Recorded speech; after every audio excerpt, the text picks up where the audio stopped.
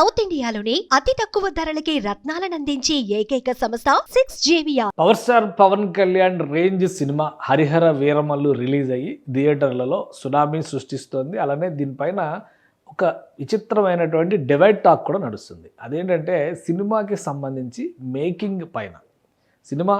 ఏ cinema అయినా కానీ hit కావాలంటే 3 ప్రధానమైనటువంటి అంశాలు ఉంటాయి. ఒకటి సినిమా కథ, ఖచ్చితంగా కథ డ్రైవ్ చేసేటువంటి విధానం చాలా ముఖ్యమైనది. రెండోది ఆర్టిస్టులు, తారాగణం అంటాం కదా, తారాగణం ఎంత పర్ఫెక్ట్గా సెట్ అవుతారనేది ఇక్కడ ముఖ్యమైనటువంటి అంశం. మూడోది సినిమా మేకింగ్. సో ఈ ఫస్ట్ 2 కరెక్ట్గా సెట్ అయితే మూడోది కనుక తేడా కొడితే ఎలా ఉంటుంది అనడానికి కొన్ని ఉదాహరణలు ఇప్పుడు వస్తున్నాయి. అయితే ఇది కంప్లీట్గాని మనం చెప్పలేం, కానీ హరిహర వీరమల్లు సినిమా మేకింగ్ విషయంలో మాత్రం ఎక్కడ ఈ లోపం ఉందని చెప్పలేం. బట్ ఏంటంటే సెకండ్ హాఫ్లో కొంచెం స్లో అయినటువంటి కథనం ఉంది అనేటువంటి మాట. కానీ అది యాక్చువల్గా పార్ట్ 2 సినిమా 2వ భాగానికి లీడ్ స్టోరీ అంతా కూడా సెకండ్ పార్ట్లోనే నడుస్తుంది. కానీ మేకింగ్ పైన కొన్ని విమర్శలు ఉద్దేశపూరితంగా చేస్తున్నారా, నిజంగానే బాగాలేదా అనేది ప్రేక్షకులు చూసి డిసైడ్ చేయాల్సినటువంటి అంశం అది. కాకపోతే వస్తున్నటువంటి ఫీడ్బ్యాక్, వేసినటువంటి అంచనాలు, సినిమా చూసిన తర్వాత వచ్చినటువంటి ఎస్టిమేషన్స్, వీటన్నిటి ఆధారంగా నేను ఒక విషయం ఏం చెప్తానంటే, జాగర్లమూడి క్రిష్ గనక ఈ సినిమా డైరెక్టర్గా కంటిన్యూ అయి ఉంటే ఖచ్చితంగా సెకండ్ పార్ట్ రేంజ్ మరింత పెరిగేది అని మనం ఖచ్చితంగా చెప్పొచ్చు. ఎందుకంటే ఫస్ట్ పార్ట్లో కథ నడిచినటువంటి విధానం, వాస్తవానికి కథ మీద పెద్ద ఎక్స్పెక్టేషన్స్ లేవు. ఒక దొంగ కథ అనగానే చాలామంది చాలా సింపుల్గా, చాలా తక్కువ రేంజ్లో వేసుకునేటువంటి అంచనాలు అన్నిటిని తలకిందులు చేస్తూ ఫస్ట్ పార్ట్ అద్భుతంగా ఎస్టాబ్లిష్ అయింది. అలానే కోహినూరు డైమండ్ గురించి అంటే ఈ డైమండ్స్కి సంబంధించిన కథలు చాలా వచ్చినాయి కాబట్టి కొత్తదనం ఏముంటుంది అనేటువంటి ఒక అభిప్రాయం ఉంది. మూడోది ఔరంగజేబు అరాచకాలు అనేటువంటి చర్చ వచ్చేసరికి ఆల్రెడీ ఈ మధ్య చావా సినిమా చూసాం, రజాకార్ సినిమా చూసాం, ఇట్లాంటివన్నీ చూసాం కాబట్టి ఇందులో కొత్తగా ఏం చెప్తారు అనుకున్నారు. బట్ ఈ 3 విషయాల్లో కూడా ఫస్ట్ పార్ట్లో కథని లీడ్ చేసినటువంటి విధానం ఎక్స్ట్రాడినరీగా ఎస్టాబ్లిష్ అయింది.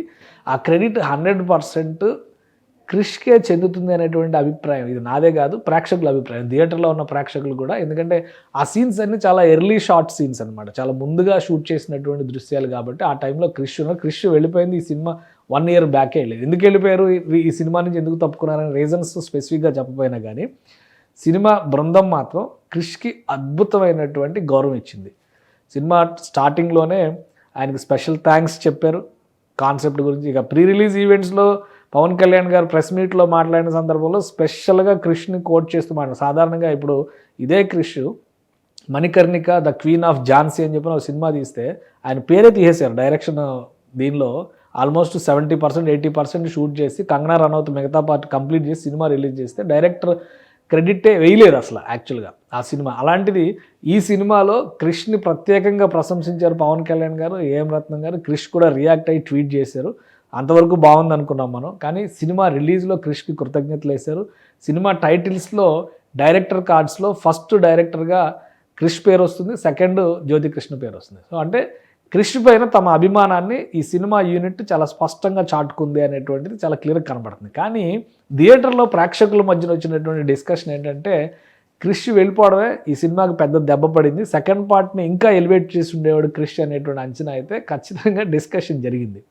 సో క్రిష్ వెళ్ళిపోవడం ఈ సినిమాకి డ్రాబ్యాక్ అయితే, క్రిష్ రావడం హరిహర వీరమల్లు పార్ట్ 2కి పెద్ద ఎసెట్ అవుతుందనేది ప్రేక్షకుల టాక్ ఇది.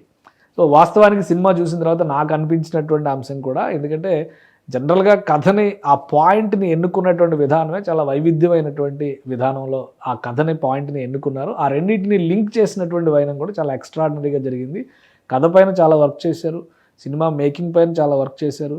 మాటలు బుర్రా సాయి మాధవ్, ఆయన బ్రాండ్ అంబాసిడర్ క్రిష్ సినిమాలకు ఆయనే ఫస్ట్ పిక్చర్ కూడా ఆయన అవకాశం ఇచ్చాడు కాబట్టి, సో కృష్ణం వందే జగద్గురువులో అద్భుతమైన డైలాగ్స్ రాశారు. అక్కడ నుంచి ఇండస్ట్రీ మొత్తం కూడా ఓన్ చేసుకుంది. బుర్రా సాయి మాధవ్ రేంజ్ ఏంటనేది ఇప్పుడు అందరికీ తెలుసు మనకి.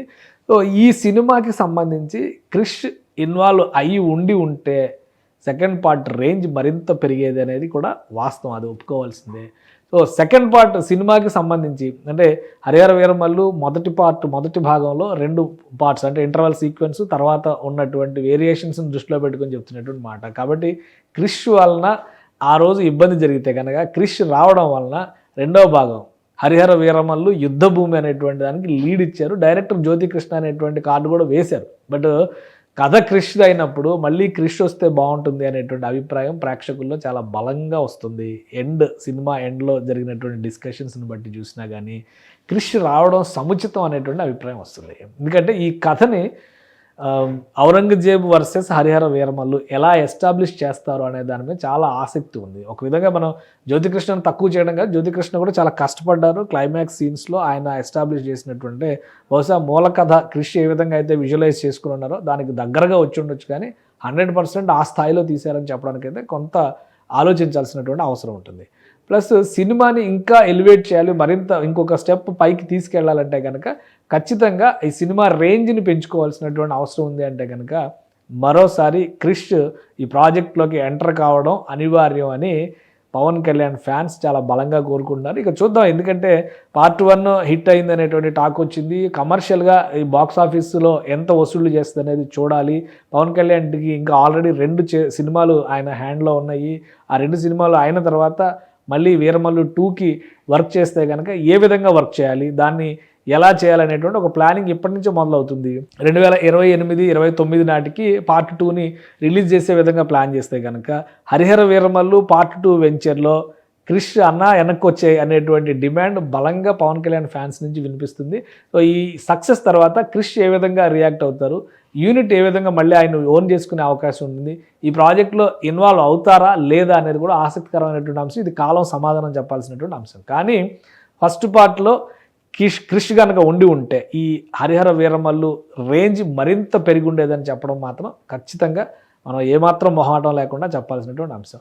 సినిమా పర్ఫార్మెన్స్ పరంగా పవన్ కళ్యాణ్ కానీ ఇతర ఆర్టిస్టులు కానీ వీళ్ళందరూ కూడా ఎక్స్ట్రాడినరీగా చేశారు. విజువల్ గ్రాఫిక్స్ విషయంలో మాత్రం కొంచెం అసంతృప్తి ఉంది. సెకండ్ పార్ట్ స్లో అవ్వడానికి, ఆ పేస్ తగ్గడానికి రీజన్ కథని మేకింగ్ చేసినటువంటి విధానం, విజువలైజ్ చేసినటువంటి విధానంలో ఇంకొంత పరిపక్వత రావాలి. అంటే జ్యోతికృష్ణ పెద్దగా అనుభవజ్ఞుడైనటువంటి దర్శకుడు కాదు, 1-2 సినిమాలు చేశారు. సో ఈ సినిమాలో ఇన్వాల్వ్ అయిన తర్వాత అందుకనే పవన్ కళ్యాణ్ గారు స్పెసిఫిక్గా చెప్పారు, క్లైమాక్స్ సీన్కి తనే ఫైట్ సీక్వెన్స్కి డైరెక్ట్ చేశానని కూడా ఆయన క్లియర్గా చెప్పారు. సో ఆ వెసులుబాటు పవన్ కళ్యాణ్ ఆ అవసరం తీసుకోవాల్సినటువంటి అవసరం వచ్చిందంటే డైరెక్టర్ కొంత అక్కడ ఆ సఫిషియంట్ స్ట్రెంగ్త్ చూపించలేకపోవడం వల్ల పవన్ కళ్యాణ్ ఇన్వాల్వ్ అయ్యారనేటువంటి అభిప్రాయం కూడా వస్తుంది. కాబట్టి సమగ్రమైనటువంటి కథని అల్లుకున్నటువంటి క్రిష్ పార్ట్ 2 మేకింగ్లో ఇన్వాల్వ్ అయితే అది మరింత మెగా పవర్ హిట్ అవుతుందనేటువంటి అభిప్రాయం అయితే పవర్ స్టార్ ఫ్యాన్స్లో బలంగా నాటుకుంది. సుమన్ టీవీలో మీ పర్సనల్ అండ్ బిజినెస్ ప్రమోషన్స్ కోసం కింది నెంబర్కి కాంటాక్ట్ చేయండి.